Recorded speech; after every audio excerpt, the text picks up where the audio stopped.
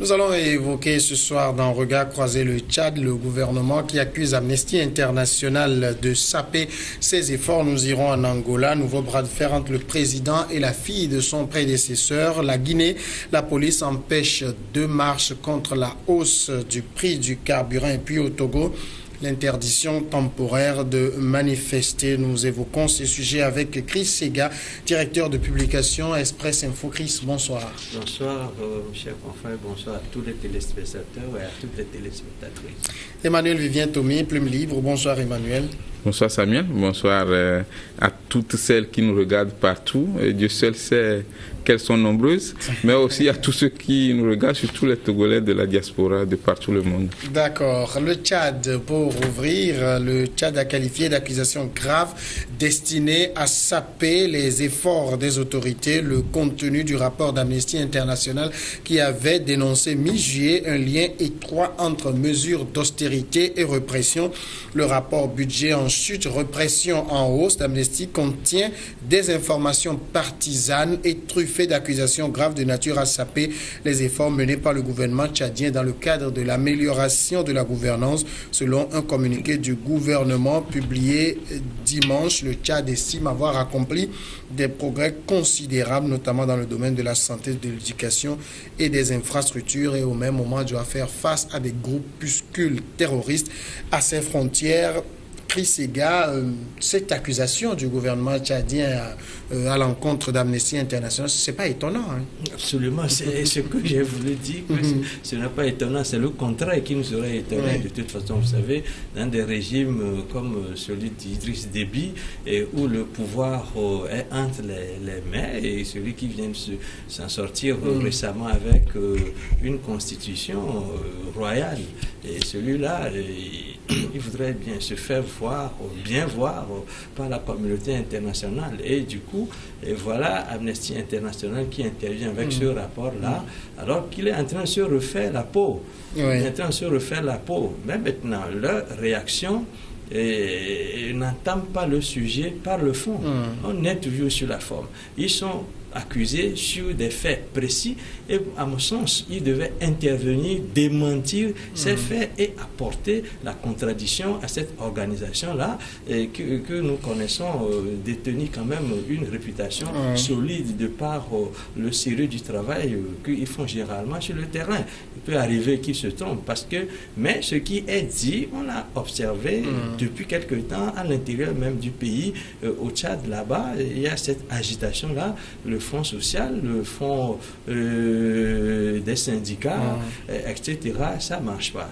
Quel est le problème en fait? C'est que depuis 4 ans que les coûts du pétrole se sont chuté sur le marché, le Tchad n'arrive plus à faire face aux responsabilités qu'il s'est données entre-temps en période de vache grasse.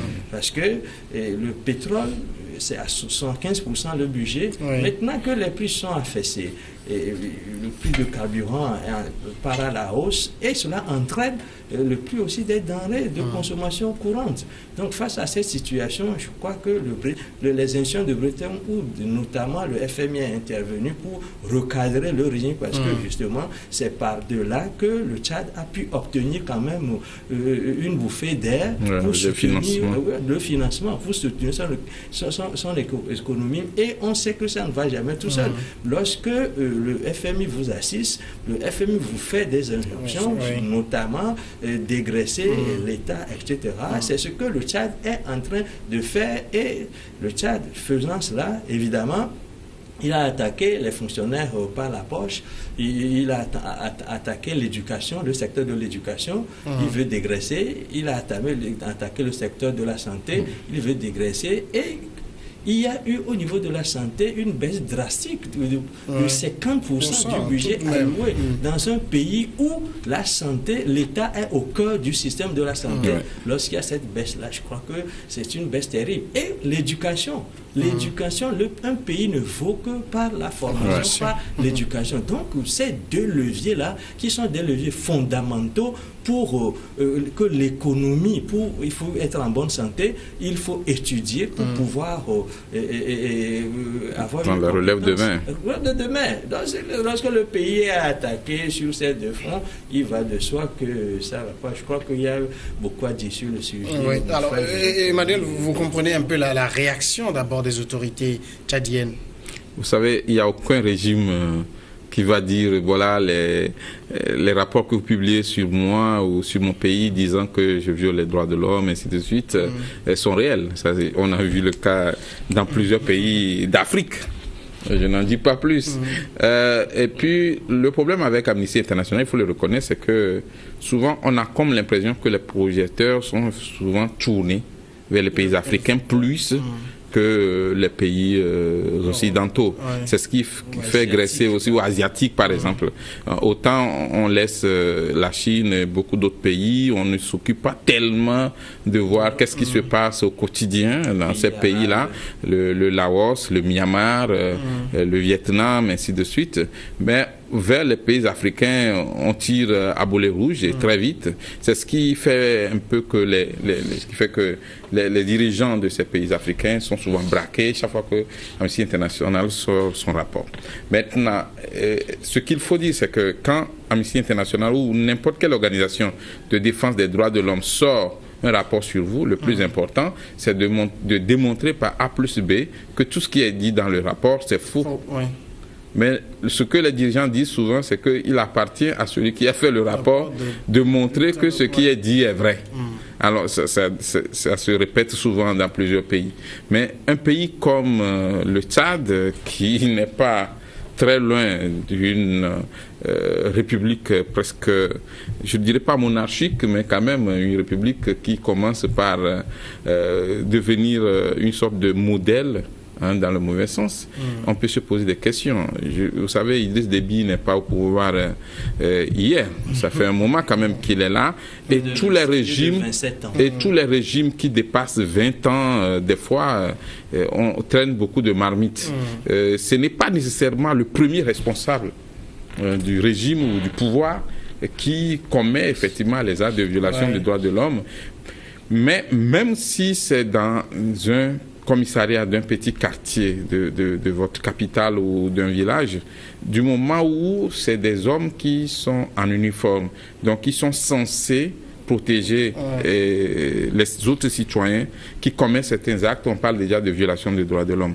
Et puis il y a les droits sociaux qu'il faut respecter, les desks, les droits socio-économiques, on a parlé de l'éducation, on a parlé de la santé, et il faut quand même un minimum au niveau de la santé pour la population.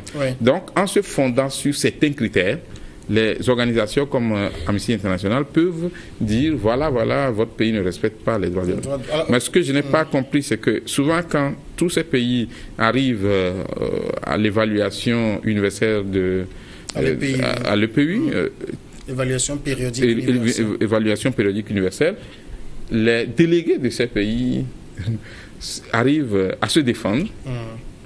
Et contrairement à ce qui est dit par les organisations ou qui est annoncé sur les médias, les délégués ou ceux qui sont censés poser des questions difficiles se complaisent à faire juste des remarques, vous devez faire ça, vous devez faire ça. Bon, j'ai eu la chance de participer à des sessions de l'EPU où plusieurs pays ont été interpellés, mais d'une façon douce et calme. Et on remarque que les mêmes choses se répètent encore dans ces pays-là. Amnesty International peut effectivement sortir des choses vraies. Mais il faut que Amnesty International aille au-delà des pays africains et que Amnesty puisse toucher aussi l'Asie, l'Europe et les États-Unis américains. Ce rapport d'Amnesty International, c'est vrai qu'elle dit, elle donne des faits bien précis, mais est-ce que c'est vrai dans l'absolu? Mais vrai dans l'absolu, ce qui est vrai, vrai. Et ce qui est vrai, vrai. Parce que les faits, nous les connaissons. Parce que dans un passé récent, vous allez constater quand même qu'à l'occasion, par exemple, de ce vote-là à l'Assemblée, qui a fait passer le Tchad de la Troisième République à la Quatrième République. Il y a par exemple les organisations de la société civile et même l'épiscopat ont dénoncé par exemple que ce ne soit pas par ce biais-là, que cela soit plutôt par référendum. Il y a eu à cette occasion des leaders d'organisations des droits de la société civile qui ont été arrêtés, détenus pendant au moins 24 heures. Il y a la restriction des libertés. Notamment les libertés religieuses. Tout le monde a vu sur les réseaux sociaux cette dame qui a refusé de dire au nom d'Allah, qui dit je préfère dire au nom de Dieu. On lui dit non. Alors que le pays est ensemble. La vidéo a continué. Après, on l'a rappelé, elle a prêté serment parce qu'ils ont considéré que Allah, c'est Dieu. Et quand on suit très bien la vidéo, on l'a rappelé, après elle a prêté serment. Oui, bien sûr. Parce que nous sommes là dans un... Mais on ne peut pas interdire à quelqu'un de pratiquer sa religion parce que ça fait partie de la Déclaration universelle des droits de l'homme de 1948. De refuser une autre religion. Ce n'est pas interdit. Lorsque vous me faites, par exemple, si je ne suis pas partisan d'Allah ou bien de Dieu, tout simplement, lorsque vous voulez me faire prêter serment sur ce concept-là, qui tient d'une cosmogonie à laquelle je ne souscris pas, une thèse à laquelle je ne souscris pas, vous voyez qu'il y a quand même un problème, surtout lorsque il s'agit d'une république laïque. Les faits sont précis et je crois qu'il revient plutôt au Tchad de prendre cette publication-là pour aller de dire dans quelle mesure cette publication est approximative ou tout simplement des allégations mensongères. Voilà, sortir un communiqué pour dire ce qui s'est passé réellement. Voilà ce qui s'est passé dans telles circonstances qui se rapportent à des faits rapportés, vécus par les Tchadiens. Lorsque vous sortez et que la ministre de la Communication, qui est en même temps la porte-parole du gouvernement, parle par exemple que le Tchad a accordé des largesses à Amnesty International. C'est une façon peut-être de discréditer cette organisation, parce que de quelle largesse parle-t-elle? Eh bien, si elle veut être précise, elle n'a qu'à dire de quelle façon peut-être cette organisation... Mais les autorités aussi ne disent pas tout. Voilà, c'était fourvoyé. Mais lorsque vous le jetez comme ça à la figure de l'opinion, on se dit que peut-être que c'est peut-être un autre feu un contre-feu que vous allumez, et peut-être pour discréditer le contradicteur et faire en sorte que ce qu'il dit soit fragilisé. Mais ce qu'on attend quand même du gouvernement là, c'est de démontrer que il s'agit d'allégations mensongères. Alors, Vivien, au niveau des autorités tchadiennes, elles ont considéré simplement ce rapport comme ayant des visées pour saper les efforts du gouvernement. Saper les efforts du gouvernement? Oui, le gouvernement... C'est-à-dire quand par exemple, Amnesty International dit que le budget de la santé, le budget de l'éducation est en chute, le Tchad, le gouvernement estime que oui, c'était pour respecter justement les exigences du FMI. Oui, du FMI. Vous savez, une organisation comme AI n'a pas pour objectif de conquérir le pouvoir au Tchad. Donc, a priori, l'organisation n'a pas pour but de venir montrer par A plus B qu'on doit évincer tel ou tel régime pour que tel ou tel régime vienne. Mais l'organisation se donne comme devoir de réclamer le respect des droits de l'homme sur tous les plans. Et donc, voilà. Moi, je pense que la déclaration de la ministre de la Communication aurait pu être une déclaration de la Commission nationale des droits de l'homme du Tchad, qui, avec des preuves bien précises, va démontrer que bon, cette organisation est corrompue. Peut-être que, mais ça aussi, ça existe. Je ne parle pas d'Amnesty International, mais il y a des organisations qui viennent faire pression aussi sur le gouvernement. Il y a aussi des médias internationaux qui viennent faire des pressions, presque du chantage sur les gouvernants pour ramasser des dizaines ou des centaines de millions et partir.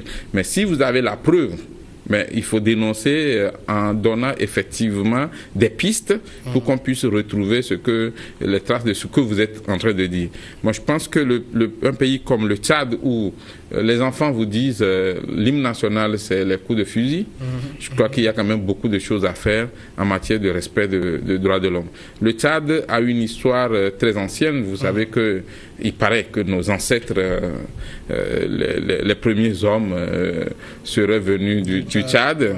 Je crois que c'est Toumaï, non? Oui, c'est Toumaï. Toumaï. Donc, beaucoup de personnes respectent le Tchad par rapport au rôle que le Tchad a joué et continue à jouer dans la région ou en Afrique, pour dire d'une façon générale. Vous savez que le président Idriss Déby a gouverné un peu l'Afrique en tant que président de l'Union africaine. On a vu aussi les actes qu'il a posés, mais en même temps, il y a les séquelles du non-respect des droits de l'homme qui restent à corriger. Il y a par exemple dans des quartiers certains soirs des faits qui peuvent pousser des organisations à dire qu'il y a violation des droits de l'homme. On va marquer la courte pause maintenant.